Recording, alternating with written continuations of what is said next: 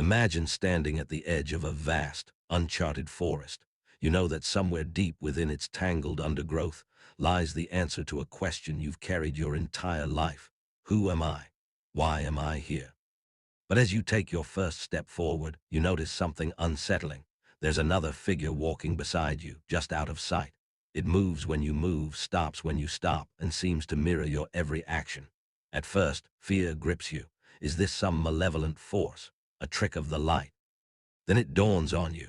It's not outside of you at all. It's a part of you. This shadowy companion is what Carl Jung called the shadow, the hidden blueprint of your soul, and it holds the key to unlocking your life's purpose. The shadow isn't a monster lurking in the dark corners of your mind. It's the repository of everything you've rejected, suppressed, or denied about yourself. These are the traits, desires, and impulses you've deemed unacceptable, not because they're inherently bad, but because society, culture, or even your own inner critic has labeled them so. Anger becomes aggression, sadness morphs into weakness, ambition transforms into greed, and yet these fragments of yourself don't disappear simply because you ignore them. Instead, they fester in the unconscious, influencing your thoughts, emotions, and actions from behind the scenes. They shape how you see the world, and how the world sees you, in ways you may never suspect. Carl Jung, one of the most profound thinkers in psychology, believed that true self-awareness begins when we confront this hidden aspect of ourselves. He introduced the concept of individuation, a lifelong process of becoming whole by integrating all parts of the psyche, including the shadow. Think of it like piecing together a mosaic. Each shard, no matter how jagged or discolored, contributes to the beauty and completeness of the final image. Without those pieces, the picture remains fragmented, incomplete. In the same way, ignoring the shadow leaves us feeling perpetually divided, caught between who we think we should be and who we truly are. To understand why the shadow wields such power, consider this. Every time you suppress an emotion or deny a trait, you create a vacuum within yourself. Nature abhors a vacuum, and so does the human psyche. That suppressed energy doesn't vanish. It leaks out in unexpected ways.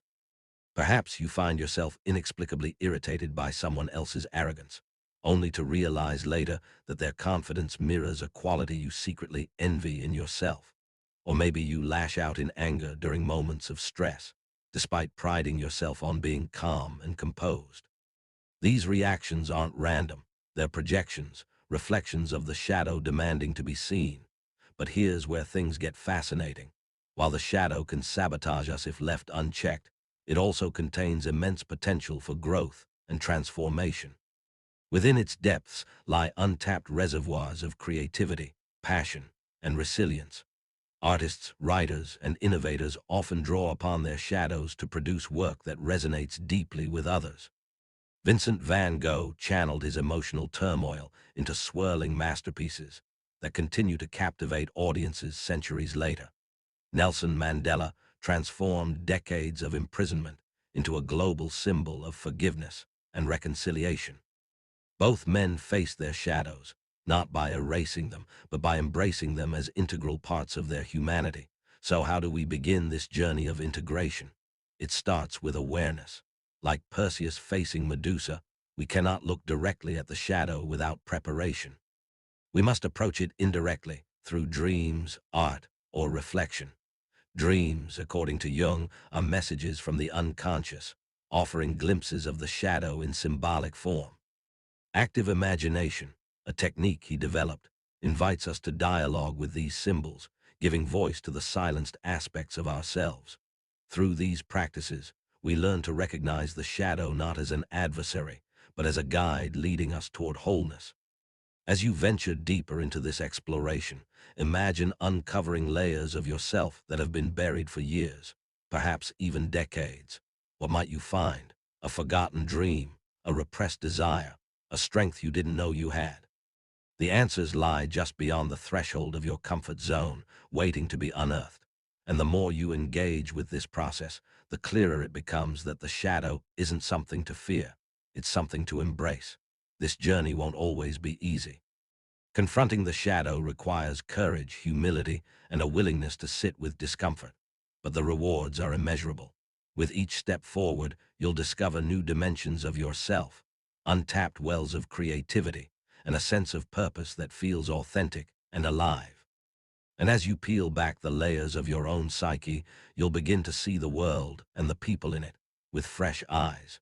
Because the truth is, everyone carries a shadow.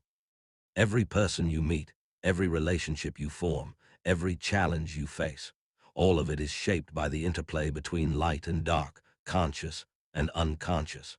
Understanding this dynamic doesn't just transform you. It transforms how you relate to others, how you navigate conflict, and how you find meaning in the chaos of existence. Stories throughout history reveal the power of embracing the shadow. Consider the tale of Hercules, whose 12 labors forced him to confront his darkest impulses and greatest fears. Each trial was a mirror reflecting a piece of himself he had long ignored. By facing these challenges head-on, he not only completed his tasks, but also achieved a level of heroism that transcended physical strength. It became a triumph of the spirit. Similarly, in modern times, individuals who dare to explore their shadows often emerge stronger, wiser, and more aligned with their true selves. Dreams offer another gateway to the shadow. Have you ever woken up from a vivid dream, shaken by its intensity, unsure of what it meant? Jung would say that dream was a message from your unconscious, a clue to understanding the parts of yourself you've pushed aside. Perhaps you dreamed of being chased by a shadowy figure. It could symbolize an unresolved fear or guilt you've been avoiding. Or maybe you found yourself standing in a house with hidden rooms, each door revealing something unexpected about your past or present. These images aren't random. They're invitations to delve deeper into your psyche. Active imagination takes this process a step further. Imagine sitting quietly, closing your eyes, and inviting the characters or symbols from your dreams to speak. What would they tell you? Would they reveal secrets you've kept even from yourself? Would they challenge you to confront truths you'd rather leave buried? This practice isn't about solving problems instantly. It's about building a relationship with the unseen parts of your mind, learning to listen to their whispers instead of silencing them entirely. And yet, the shadow isn't just personal, it's collective. Jung proposed that certain archetypes exist across cultures and generations, universal patterns embedded in the human psyche. The hero, the trickster, the mother, the outcast. All of these figures represent aspects of ourselves that play out both individually and collectively. When we reject the outcast within us, for example, we may project that rejection onto others, labeling them as outsiders or enemies. But when we acknowledge and integrate this archetype, we open ourselves to compassion, empathy, and a broader perspective on humanity. Every interaction you have, every decision you make, is influenced by the interplay of these forces. Your relationships reflect the dance between your conscious intentions and your unconscious drives. A heated argument with a loved one might stem not from their actions, but from a projection of your own unacknowledged insecurities. A sudden burst of inspiration might arise not from pure logic, but from the creative chaos of the shadow breaking through. Even moments of joy and connection can be traced back to the harmony or disharmony between the light and dark aspects of your being. Understanding the shadow changes how you view success, failure, and everything in between. It reframes setbacks not as punishments, but as opportunities to grow. It redefines happiness not as the absence of pain, but as the presence of balance. And it shifts your focus from external validation to internal alignment. When you stop running from the parts of yourself you dislike and start listening to what they have to teach you, you unlock a wellspring of authenticity and vitality. The journey of exploring the shadow is endless. There's no final destination, no ultimate resolution. Instead, it's a spiral, a continual process of discovery and integration. As you move forward, you'll encounter new layers, new challenges, and new revelations. But with each step, you'll become more whole, more grounded, and more connected to the essence of who you are. The forest grows denser as you move deeper, the sunlight filtering through the canopy in fractured beams. Each step feels heavier now, not because the path is steep, but because you're beginning to sense the weight of something you've carried for years without realizing it. It's the weight of the masks you wear, the roles you play, the personas you adopt, the faces you show the world to keep yourself safe, accepted, or admired. These masks aren't inherently bad. They're tools of survival, shields we craft to navigate a complex and often unforgiving world. But over time, these masks harden, becoming less like protective coverings and more like cages that trap the real you beneath. Carl Jung called this phenomenon the persona, derived from the Latin word for mask. The persona is the social identity we present to others, the version of ourselves we believe will be most acceptable or impressive. It's the polished executive who never lets their guard down, the cheerful friend who always has a kind word, the dutiful child who suppresses their own needs to meet expectations. On the surface, the persona serves a purpose. It helps us fit in, succeed, and avoid rejection. But when we cling to it too tightly, when we mistake it for our true self, it becomes a barrier to authenticity. And behind every persona lies the shadow, waiting to remind us of what we've hidden away. Think about the last time you felt truly seen by someone, not judged, not evaluated, but genuinely understood. How rare is that feeling? For many of us, it's elusive because we've spent so much of our lives perfecting the art of concealment. We learn early on which parts of ourselves are acceptable and which must be tucked away. A child who expresses anger might be scolded for being too emotional, so they bury that anger deep inside, only for it to resurface later as resentment or passive aggression. A teenager who dreams of becoming an artist might abandon that dream under pressure to pursue a stable career, leaving behind a spark of creativity that smolders in silence. Over time, these buried pieces accumulate, forming the shadow that whispers, or sometimes shouts, from the depths of our unconscious. But here's the paradox. The very traits we suppress in order to wear our masks often hold the keys to our greatest strengths. Take ambition, for example.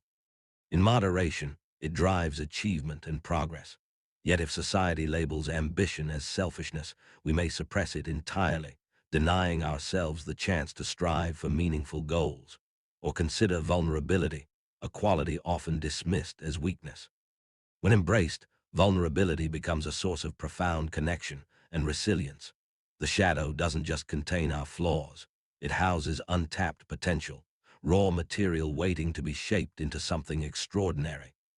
To understand the interplay between the persona and the shadow, imagine a stage performance. The actor wears elaborate costumes and makeup, adopting a character that captivates the audience. But backstage, in the quiet moments before the curtain rises, the actor removes the mask, revealing their true face. This backstage area is where the shadow resides, in the unguarded spaces where we confront who we really are. If the actor refuses to step out of character, even offstage, they risk losing touch with their authentic self. The same is true for us. The longer we stay trapped in our personas, the harder it becomes to reconnect with the essence of who we are. Jung believed that individuation, the process of becoming whole, requires us to shed these false identities and reclaim the fragmented parts of ourselves. But shedding the persona isn't easy. It demands honesty, vulnerability, and a willingness to face discomfort. Imagine standing in front of a mirror, staring at your reflection and asking yourself, who am I when no one is watching? What do I want, not what do I think I should want? These questions can feel terrifying because they strip away the layers of pretense we've built up over years, exposing the raw, unfiltered truth beneath. Stories abound of individuals who have dared to remove their masks and discovered transformative power in doing so. Consider Maya Angelou, whose poetry and prose emerged from a lifetime of confronting pain, injustice, and personal struggle. Her voice resonated so deeply because it was unapologetically authentic, born from the courage to embrace both her light and her darkness. Or think of Steve Jobs, whose relentless pursuit of innovation stemmed not just from his visionary mind, but also from his willingness to challenge societal norms and defy conventional wisdom. Both figures understood that greatness doesn't come from hiding behind a mask. It comes from stepping into the fullness of who you are. Yet the journey of unmasking isn't solitary. It's deeply intertwined with how we relate to others. Every interaction you have reflects the tension between your persona and your shadow. Have you ever found yourself inexplicably drawn to someone, only to realize later that they embody qualities you've suppressed in yourself? Perhaps you admire their confidence, their spontaneity, or their ability to express emotions freely, all traits you've denied within yourself. Conversely, you might feel irritated or threatened by someone who mirrors aspects of your shadow. This phenomenon, known as projection, occurs when we attribute our own repressed qualities to others, either positively or negatively. Projection can distort our relationships, creating unnecessary conflict or idealization.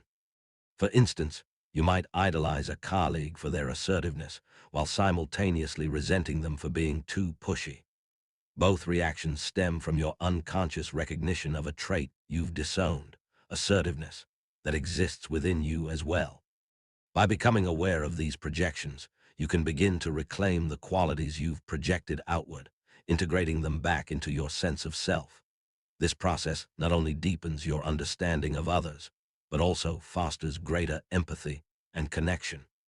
Dreams, once again, serve as a powerful tool for exploring the relationship between the persona and the shadow. Picture a recurring dream where you're attending a formal event, impeccably dressed and surrounded by admirers. Everything seems perfect until you glance in a mirror and see cracks forming in your carefully applied makeup, revealing the face beneath. This dream could symbolize the fragility of your persona, hinting at the parts of yourself you've worked so hard to conceal. Alternatively, you might dream of removing a mask only to find another mask underneath, suggesting layers of identity you've yet to uncover.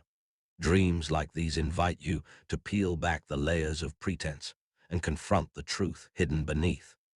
Active imagination offers another pathway to explore this dynamic. Imagine sitting quietly, closing your eyes, and visualizing the masks you wear in different areas of your life. What do they look like? Are they heavy and suffocating, or light and playful? Do they fit comfortably, or do they pinch and chafe? Now imagine setting one of these masks aside and turning your attention inward. What feelings arise? Fear, relief, curiosity. Engaging in this practice allows you to dialogue with the parts of yourself you've silenced, giving them space to express themselves without judgment. As you continue this exploration, you'll likely encounter resistance. The ego, the part of us that seeks control and validation, often clings fiercely to the persona, fearing that letting go will leave us exposed and vulnerable. But vulnerability isn't weakness, it's strength. It takes immense courage to stand before the world as your authentic self, unadorned by pretense or fear. And as you shed the masks you've worn for so long, you'll discover a newfound freedom, a liberation from the need to constantly perform, impress, or conform. This freedom extends beyond the individual to the collective. When we dare to show up authentically, we give others permission to do the same. We create spaces where vulnerability is celebrated rather than shamed, where differences are honored rather than feared. In doing so, we contribute to a culture of wholeness, one that values integration over fragmentation, depth over superficiality, and truth over illusion. And still, the journey continues. With each layer of the persona peeled away, new insights emerge, new challenges arise, and new opportunities for growth present themselves. The forest grows darker, yes, but also richer, teeming with life and possibility. Every step forward reveals another piece of the puzzle, another shard of the mosaic that is your true self. The forest grows wilder now, its paths twisting unpredictably, as if resisting your attempts to impose order on its chaos. The deeper you go, the more the boundaries between light and shadow blur, until it becomes impossible to tell where one ends and the other begins. This is the realm of the wild within, the untamed, primal forces that pulse beneath the surface of your carefully constructed identity. It's the part of you that defies logic, resists control, and refuses to be tamed. And though it may feel dangerous or foreign, it is also the source of your most profound creativity, passion, and vitality. To understand the wild within, we must first acknowledge that civilization has conditioned us to suppress our instinctual nature. From a young age, we're taught to prioritize reason over emotion, structure over spontaneity, conformity over individuality. We learn to value productivity over presence, achievement over authenticity. These lessons aren't inherently wrong. They help societies function. But when taken to extremes, they sever us from the raw, unfiltered essence of who we are. The wild within doesn't adhere to schedules, rules, or expectations. It operates on its own rhythms, driven by desires and impulses that often contradict societal norms. And because of this, we fear it, labeling it as reckless, irrational, or even destructive. But what if the wild within isn't something to fear? What if instead, it's the missing piece of the puzzle, the spark that ignites our deepest passions and fuels our greatest achievements? Carl Jung recognized this duality within human nature, describing it as the tension between the civilized self and the primal self. He believed that denying our instinctual side leads to stagnation, leaving us disconnected from the life force that animates everything meaningful. Without access to the wild within, we risk becoming hollow shells, going through the motions of life without ever truly living. Consider the myth of Dionysus, the Greek god of wine, ecstasy, and madness. Dionysus represents the chaotic, uninhibited aspects of existence, the parts of ourselves that crave freedom, pleasure, and transcendence. In ancient rituals dedicated to him, participants would abandon their everyday roles, shedding inhibitions and embracing a state of pure abandon. While modern society might dismiss such behavior as reckless or indulgent, these rituals served a vital purpose. They allowed people to reconnect with their primal selves, releasing pent-up energy and restoring balance to their lives. Today, echoes of Dionysian energy can be found in art, music, dance, and any activity that invites us to lose ourselves in the moment, however briefly. The wild within manifests differently for each person, but its presence is universal. For some, it emerges as a sudden urge to break free from routine, to quit a soul-crushing job, travel to an unfamiliar place, or pursue a long-forgotten dream. For others, it surfaces as intense emotions that defy explanation, waves of anger, grief, or joy that sweep over them without warning. Still others experience it as a nagging dissatisfaction with the status quo, a restless yearning for something more. Whatever form it takes, the wild within demands attention. It won't be ignored indefinitely, and ignoring it comes at a cost. When we suppress the wild within, it doesn't disappear, it festers. It leaks out in destructive ways, manifesting as addiction, burnout, or chronic dissatisfaction. Think of someone who pours all their energy into maintaining a perfect image, only to collapse under the weight of their own expectations. Or consider the high-achieving professional who sacrifices personal relationships and physical health in pursuit of success, only to find themselves empty and adrift once they've reached the top. These outcomes aren't random. They're symptoms of a life lived out of balance, where the civilized self dominates at the expense of the primal self. Reclaiming the wild within requires courage, patience, and a willingness to embrace uncertainty. It means stepping off the predictable path and venturing into uncharted territory, trusting that the journey will lead somewhere worthwhile, even if you don't know where yet. Imagine standing at the edge of a roaring river, its waters churning with power and unpredictability. Crossing it feels risky, even terrifying, but staying put guarantees stagnation. So you take a deep breath, wade into the current, and let it carry you forward, surrendering to its flow while remaining grounded in your core. Jung described this process as engaging with the anima or animus archetypes that represent the feminine and masculine energies within us, respectively. These archetypes bridge the gap between the conscious and unconscious, offering a way to integrate the wild within into our daily lives. For men, the anima embodies qualities like intuition, emotion, and receptivity, traits often suppressed in favor of stoicism and rationality. For women, the animus represents assertiveness, independence, and analytical thinking, qualities frequently discouraged in patriarchal societies.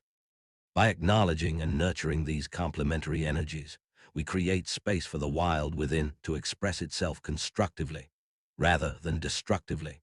Stories of individuals who have embraced their wild within abound throughout history. Consider Frida Kahlo, whose paintings erupted from a wellspring of pain, passion, and defiance. Her work wasn't just art, it was a visceral expression of her inner world, raw and unfiltered.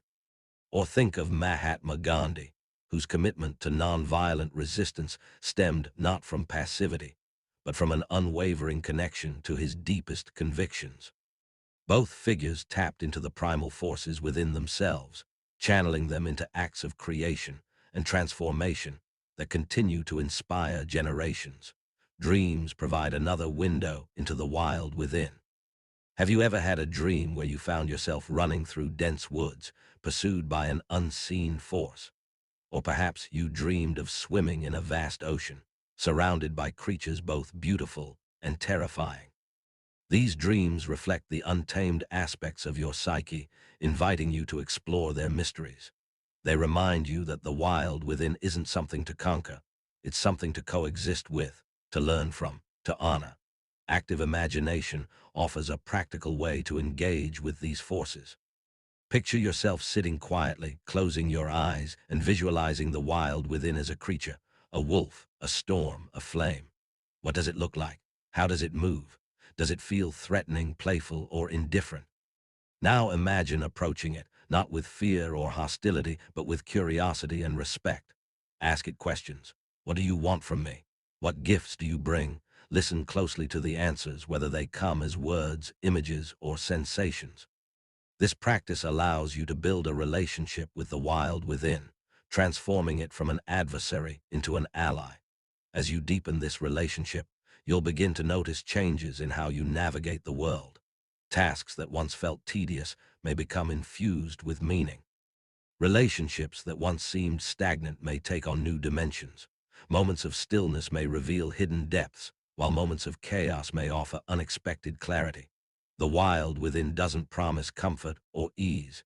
It thrives on intensity and unpredictability, but it does promise aliveness. It reminds you that life isn't meant to be controlled, it's meant to be experienced. And yet, integrating the wild within isn't about abandoning responsibility or rejecting civilization altogether. Balance is key.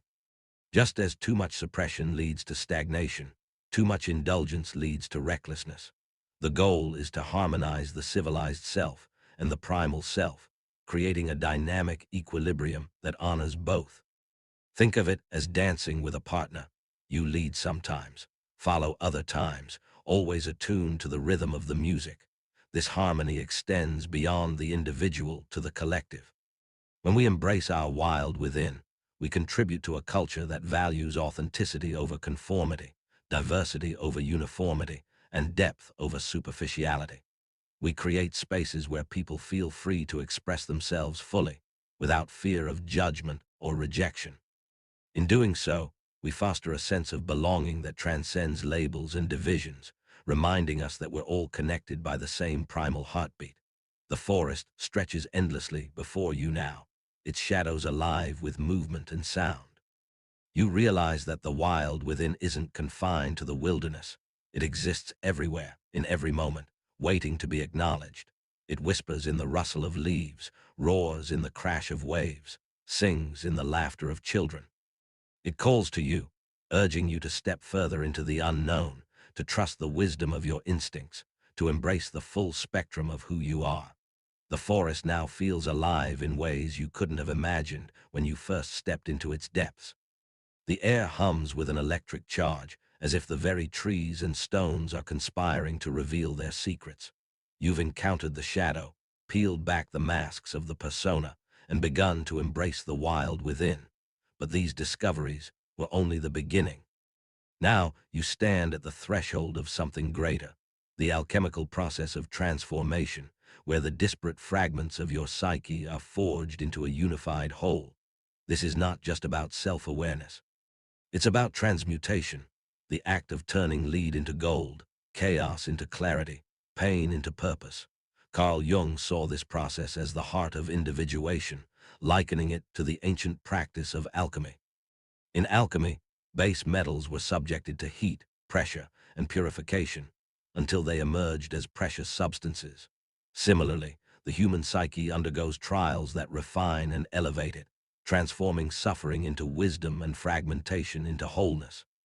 But unlike the alchemists of old, who sought material riches, the goal here is spiritual and psychological wealth, the creation of a self that is authentic, integrated, and aligned with its deepest calling.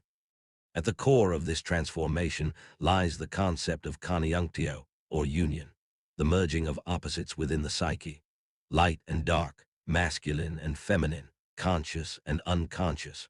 All these dualities must be reconciled for true integration to occur. Think of it as balancing two sides of a scale. Tipping too far in either direction leads to imbalance, but finding equilibrium creates harmony. This balance doesn't mean eliminating conflict. It means learning to hold opposing forces in tension, allowing them to inform and enrich each other.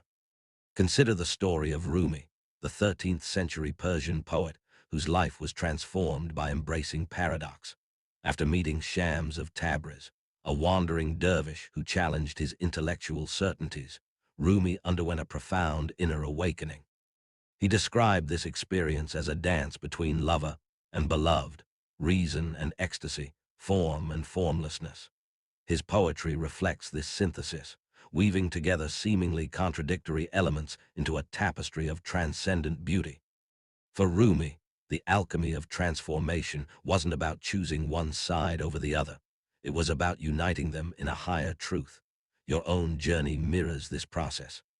Every time you confront a part of yourself you've rejected, every time you reconcile conflicting desires or beliefs, you engage in the alchemy of transformation. It's messy, unpredictable, and often uncomfortable, but it's also where the magic happens. Like a blacksmith shaping molten metal, you're forging something new from the raw materials of your psyche. And just as fire purifies ore, so too does adversity refine character. Pain, loss, failure.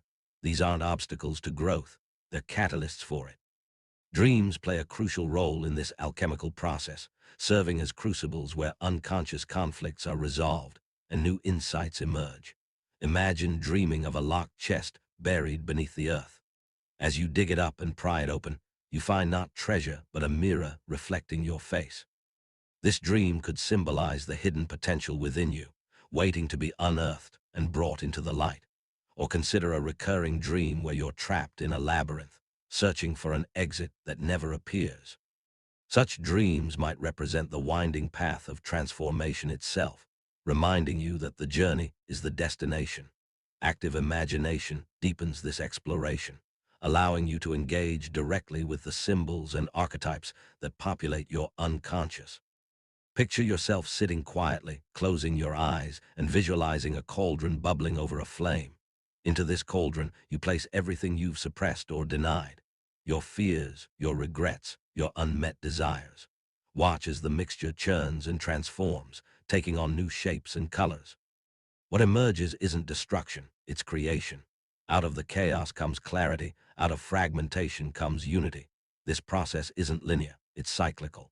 Just as seasons follow one another in nature, so too do phases of dissolution and renewal occur within the psyche. Spring represents emergence, the budding of new possibilities.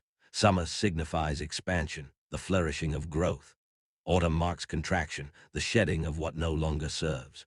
Winter embodies stillness, the quiet incubation of potential. Each phase has its purpose, and resisting any part of the cycle disrupts the flow of transformation.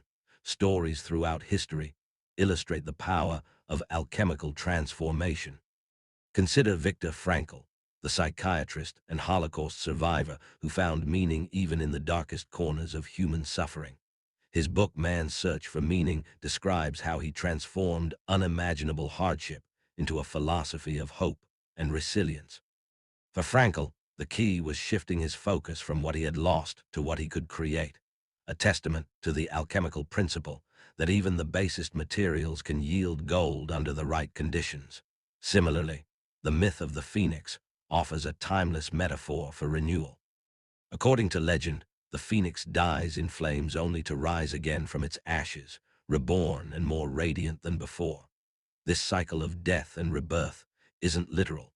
It's symbolic of the ongoing process of letting go and starting anew.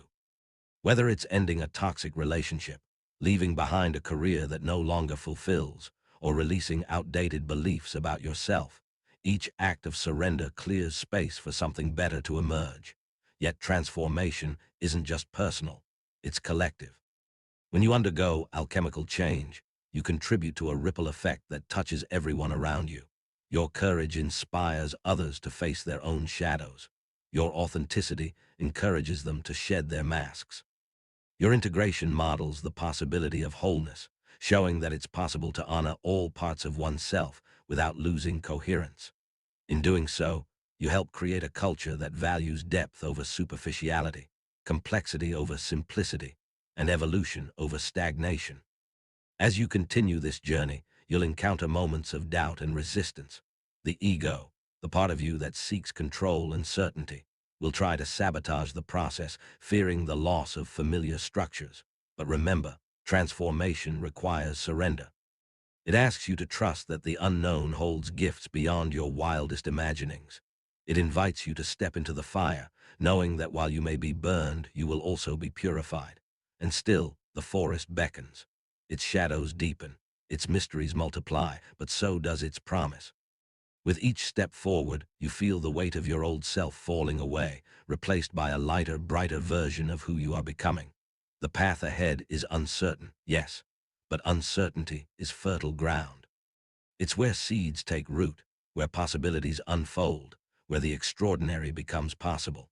The labyrinth narrows now, its walls closing in as if urging you to focus all your attention on the path ahead. But instead of feeling trapped, you sense a shift, a subtle loosening of the tension that has accompanied you through the forest, the masks, the wild within, the alchemy, and the search for meaning. You're no longer just navigating, you're arriving. Ahead, a faint glow begins to illuminate the corridor, soft at first but growing stronger with each step. It's not the harsh brilliance of noonday sun, but the gentle radiance of dawn, the kind of light that promises renewal without erasing the shadows that came before it. This is the culmination of your journey, the realization that the answers you've been seeking have been guiding you all along, not as destinations, but as companions. Carl Jung described this moment as the emergence of the self, not the ego-driven self that clings to control and validation, but the unified self that encompasses all aspects of your being. The self isn't something you achieve or acquire, it's something you become. It's the integration of light and dark, conscious and unconscious, individual and collective. Think of it as a mosaic completed after years of painstaking effort, where every shard, no matter how jagged or discolored, contributes to the beauty of the whole. The self doesn't deny the existence of the shadow or the persona. It embraces them, recognizing their role in the grand design of who you are. This realization brings with it a profound sense of liberation. For so long, you've carried the weight of expectations, societies, others, even your own. You've worn masks to fit in, suppressed instincts to conform, and chased achievements to prove your worth. But now, standing in the presence of the self, you understand that none of those things define you. What defines you is your willingness to face the unknown, to embrace the full spectrum of your humanity, and to trust the process of becoming. The self isn't perfection, it's wholeness. And wholeness isn't about erasing flaws. It's about honoring them as integral parts of the masterpiece that is you. Dreams take on new significance here, offering visions not of struggle but of harmony. Imagine dreaming of walking through a vast field at sunrise, the dew-kissed grass glistening under golden light. As you move forward, you notice that your shadow stretches long behind you, not as an adversary, but as a faithful companion. This dream reflects the reconciliation of opposites, the union of light and dark that characterizes the integrated self. Or consider a recurring dream where you find yourself standing on the shore of an endless ocean, waves lapping at your feet as the horizon stretches infinitely before you. Such dreams symbolize the boundless potential of the self, reminding you that While the journey may end, the possibilities it opens are limitless. Active imagination becomes less about confrontation and more about communion. Picture yourself sitting quietly, closing your eyes, and visualizing the forest you've traversed. The tangled undergrowth, the twisting corridors, the symbols etched into the walls. They're still there, but they no longer feel daunting. Instead, they feel familiar, like old friends who have walked beside you all along. Now imagine stepping into a clearing bathed in soft light, where a figure waits for you, not as a guide or a guardian, but as a reflection of your truest self. Approach this figure with gratitude, asking, "What wisdom do you carry?